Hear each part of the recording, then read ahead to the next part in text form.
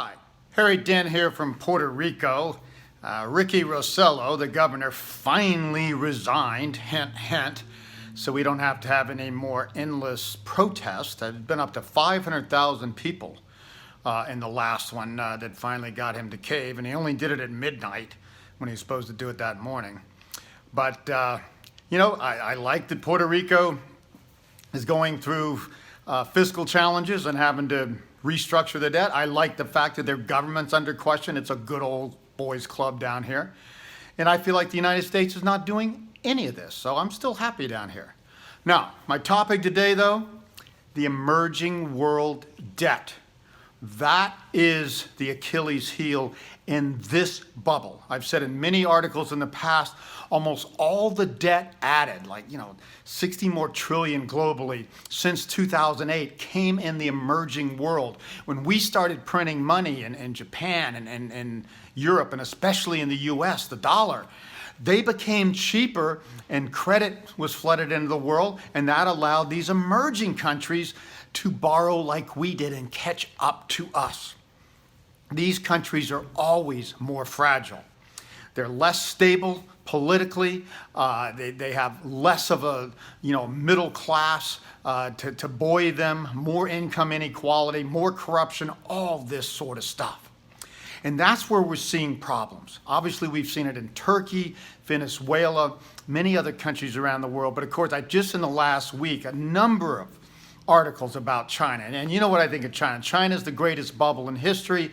It's an emerging country now that is in debt, has debt levels of a lot of the developed countries that have unprecedented debt levels. And that's just really not cool because they are still an emerging country.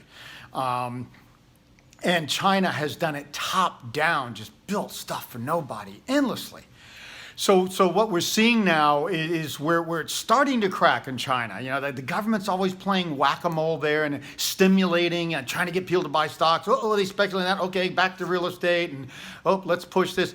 Now they're pushing stimulus again with the trade war and their slowing economy, which is overstated. Anyway, and they're trying to create a little bit of a bubble or keep the bubble going in real estate, but not push it too hard, which they're not going to be able to do for much longer. Here's where the cracks are. It's coming up from the bottoms up. It's the tier 3 cities. I just saw, a table of 10 top cities with loan to deposit ratios that have the highest loans compared to the bank's deposits. They were all tier 3 cities. These are the cities that have been growing the fastest. Of course, the tier 1 and tier 2 fill up and get crowded and the most expensive. So naturally, migration and building goes to the tier 3 cities. But they're also still the least in demand. With migration slowing and even dramatically, the only places that are still holding up are the tier 1 and to lesser degree the tier 2. Tier 3 cities are already down 5%. Real estate is slowing in China, clearly. It is going to go down at some point, but the tier 3 cities are already down, and they're going to lead the way. Same thing I see on the banking side.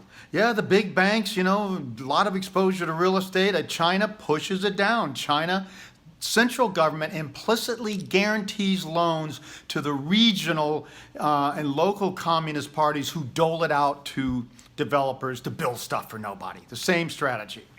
So it's the mid-sized banks, not the largest ones, it's just like the tier 3 cities, that are the most stretched and have the riskiest loans and the worst imbalances. And they're going to, again, be the ones to crack the first. So again, this is harder for the Chinese government to control.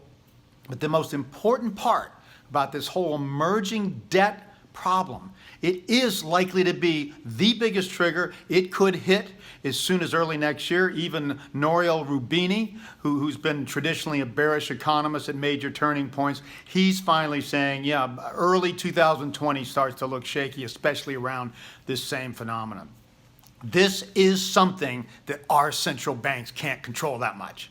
And in fact, so they can print more money, make it a little easier, but they don't control it like they do our own economy. We certainly don't have the control over China if that blows. So that when people always tell me, oh, well, Harry, well, our central banks will just print more money if we slow down. What happens if the slowdown is driven by emerging countries, and especially the collapse of wealth in real estate in China? Not mortgage defaults as much. They don't borrow as much compared to the equity that we do.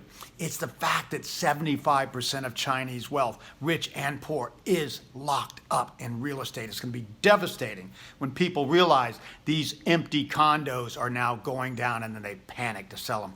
Our money printing will not stop that. So this is the most likely trigger. And I think it could hit as early next year.